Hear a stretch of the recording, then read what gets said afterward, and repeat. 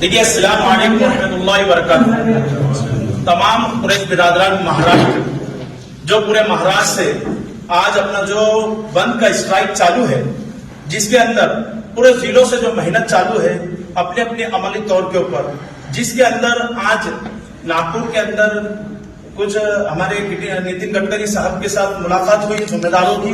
यहाँ पे सब ये जिम्मेदार बैठे हैं और उसके बाद उन्होंने अपने को ये बताया है कि और शरद पवार साहब से भी यहाँ पर मुलाकात हुई। और इसके बाद यहाँ से इन्होंने ये मैसेज दिया है गडकरी साहब ने कि आप दिल्ली आइए, इंशाल्लाह आपका काम हो जाएगा। ये हमारे को आश्वासन दिया है। तो हमारे जिम्मेदारों ने तय किया है कि ये बुध के दिन दिल्ली पहुंचेंगे। कुछ लोग 13 तारीख के दिन बुध को दिल्ली पहुंचेंगे, सिर्फ 5 से 6 लोग बस। साथ में पवार साहब ने सीएम साहब के लिए और यहाँ पर जो हमारे शरद पवार साहब जो शरद पवार साहब है, उन्होंने ये भी कहा कि मैं अर्जेंट तुम्हारी मीटिंग सीएम साहब से भी मीटिंग लगा लेता हूँ।